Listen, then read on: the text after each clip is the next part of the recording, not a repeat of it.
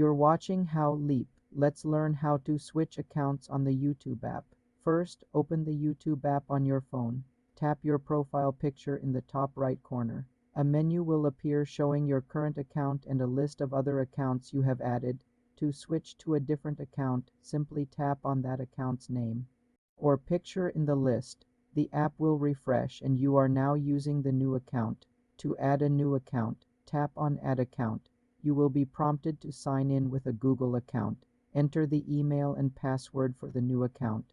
Once signed in, that account is added to your list. To manage accounts, tap your profile picture, then tap Manage Accounts. Here you can see all accounts and remove any by tapping the three dots next to it and selecting Remove. When you switch accounts, your subscriptions, watch history, and recommendations will be specific to that account. You can quickly toggle between accounts by tapping your profile picture and selecting the desired one. This is useful for separating personal and work viewing. The process is the same on both Android and iPhone.